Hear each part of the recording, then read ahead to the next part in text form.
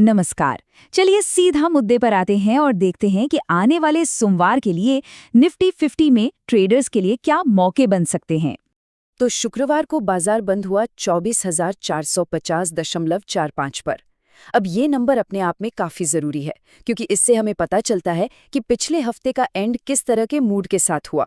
और जो सबसे खास बात देखने को मिली वो थी कि पूरे दिन जैसे ही मार्केट ऊपर जाता था वहां से जबरदस्त बिकवाली आ जाती थी। तो ये साफ तौर पर एक कमजोर क्लोजिंग का इशारा है।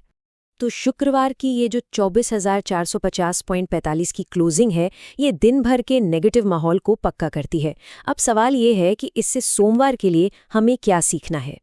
देखिए, टेक्निकली देखें तो चार्ट का जो स्ट्रक्चर है वो कमजोरी दिखा रहा है।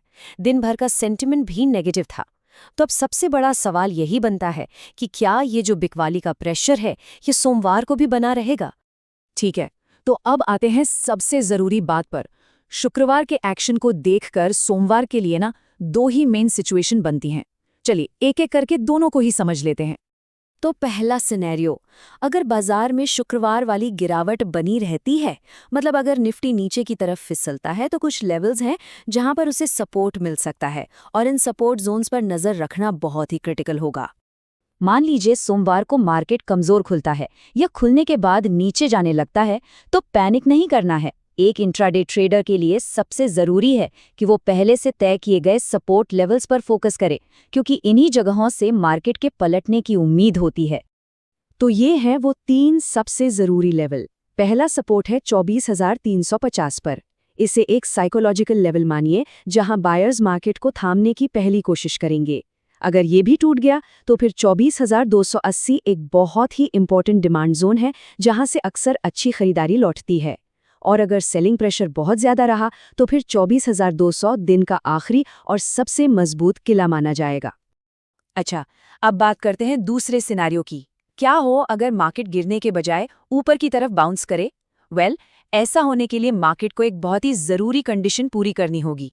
एक बात समझनी होगी, शुक्रवार को जो इतनी बड़ी बिकवाली हुई है, उसके बाद मार्केट में किसी भी तेजी पर तब तक भरोसा नहीं कर सकते जब तक वो एक खास लेवल को पार करके उसके ऊपर टिक ना जाए, वरना हर उछाल को, हर बाउंस को बेचने के मौके की तरह ही देखा जाएगा।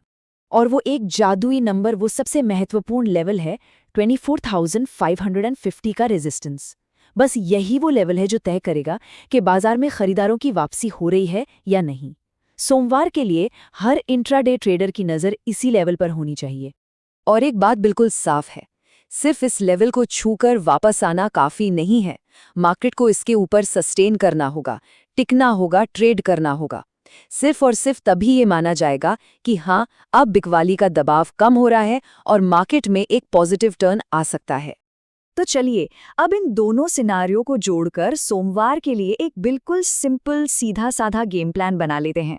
इससे मार्केट के दौरान क्या करना है ये डिसाइड करना आसान हो जाएगा। तो ये स्लाइड एक तरह से सोमवार की ट्रेडिंग के लिए आपकी चीट शीट है। अगर मार्केट गिरता है तो 24,350, 24,280 और 24,200 के सपोर्ट लेवल्स पर नजर रखनी है। और अगर किसी भी तरह की तेजी की उम्मीद करनी है तो वो सिर्फ और सिर्फ 24,550 के रेजिस्टेंस लेवल के पार होने के बाद ही होगी। स्ट्रैटेजी एकदम क्रिस्टल क्लियर है। तो अगर इस तरह का डेली मार्केट एनालिसिस और ट्रेडिंग माइंडसेट पर ये चर्चा पसंद आती है तो चैनल को सब्सक्राइब करना और इस विश्लेषण को लाइक करना बिल्कुल ना भूलें।